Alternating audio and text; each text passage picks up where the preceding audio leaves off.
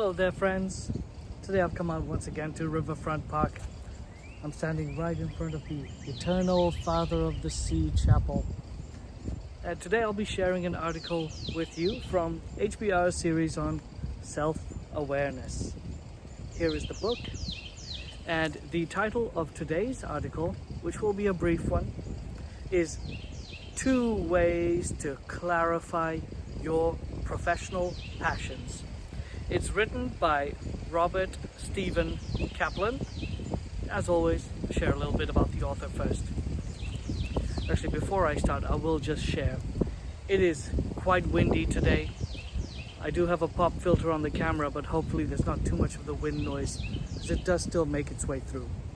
But in any case, Robert Stephen Kaplan is the author, is President and Chief Executive of the Federal Reserve Bank of Dallas. Keep in mind, this was written some time back.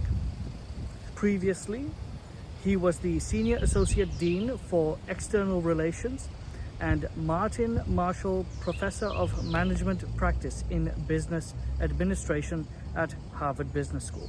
He's the author of 3 books: What You Really Need to Lead, What You're Really Meant to Do, and What to Ask the Person in the Mirror.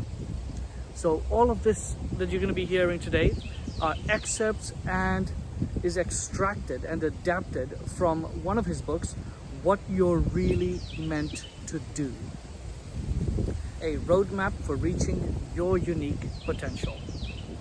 Great, so let's hear what Robert has to say about 2 ways to clarify your professional passions. Have you ever noticed that highly effective people almost always say that they love what they do? If you ask them about their good career fortune, they're likely to advise you that you have to love what you do in order to perform at a high level of effectiveness. They will talk about the critical importance of having a long-term perspective and real passion in pursuing a career.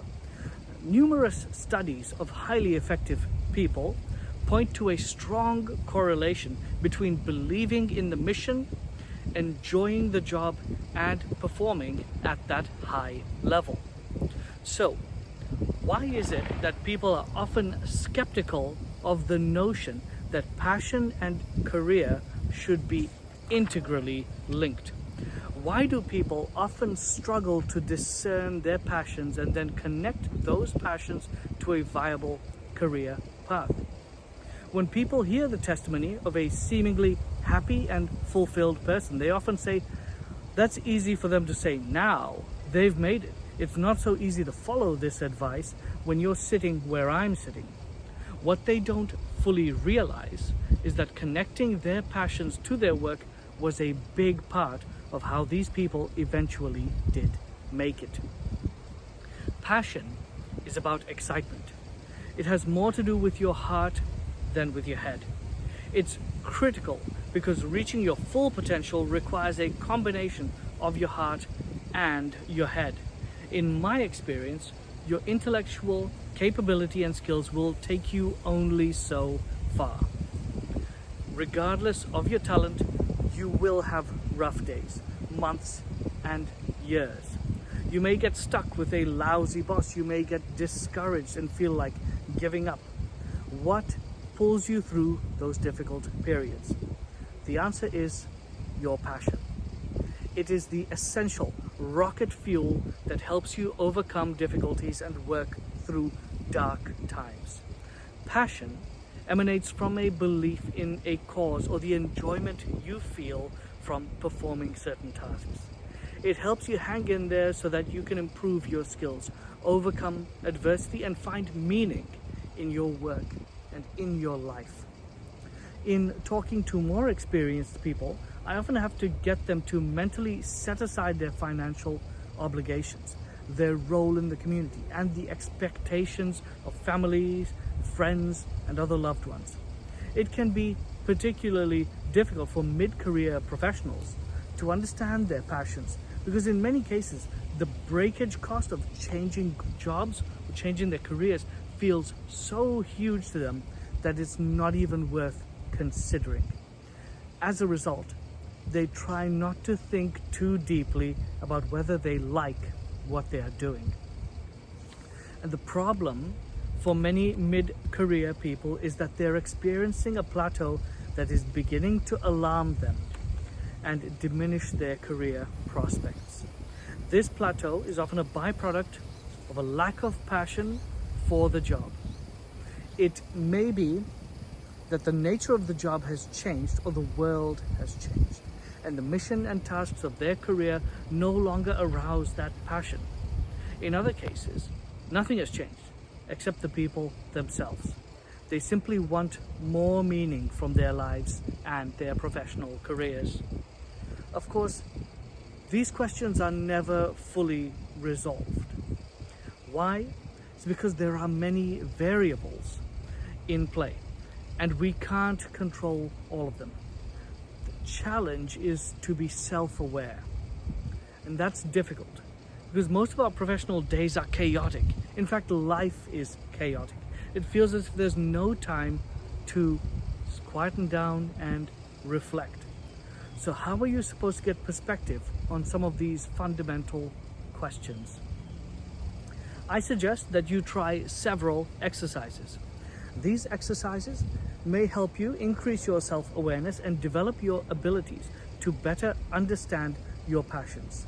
They also encourage you to pay closer attention to and be more aware of the tasks and specific subjects you truly find interesting and enjoyable. Your best self.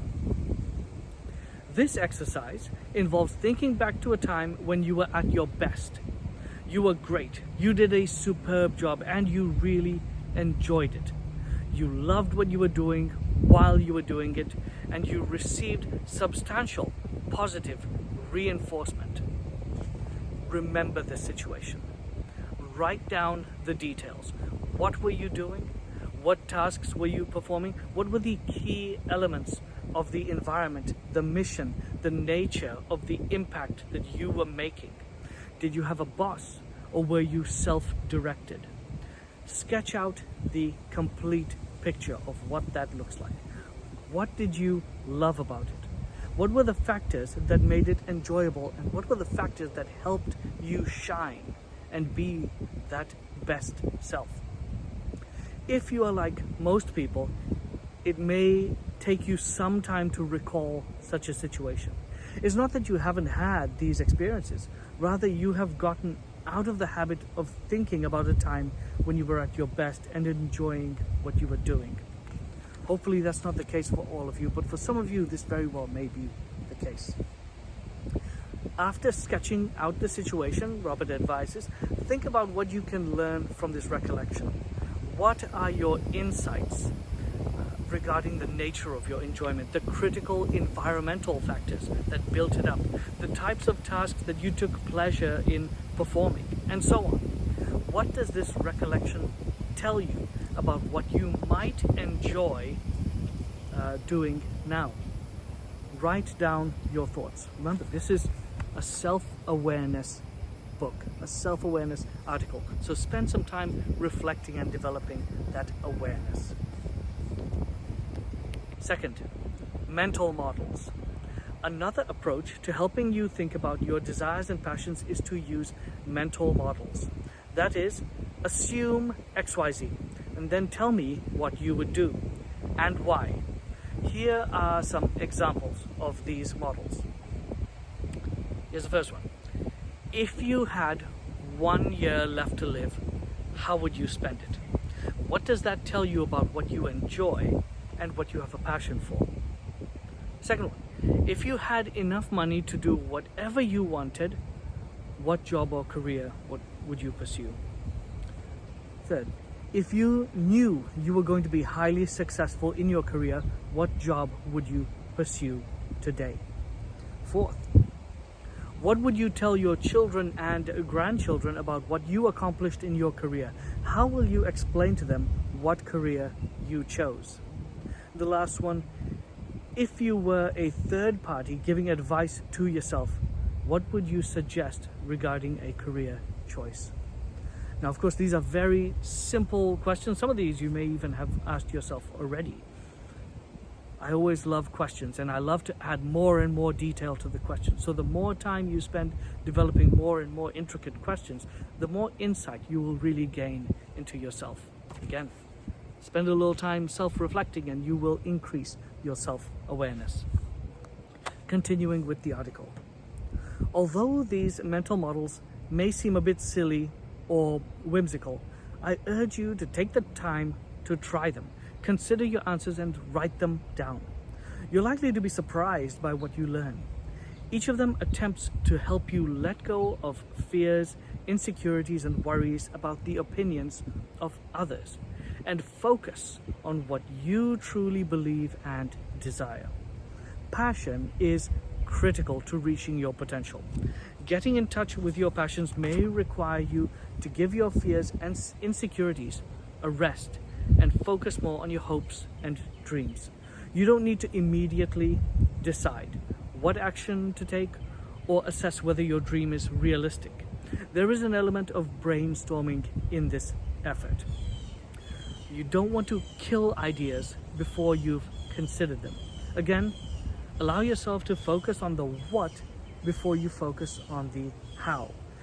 These exercises are about self-awareness first and foremost. It is uncanny how much more likely you are to recognize opportunities if you are aware of what you're even looking for. Hopefully that article gave you a little pause for thought, and wish you well in finding your own passions. Thank you.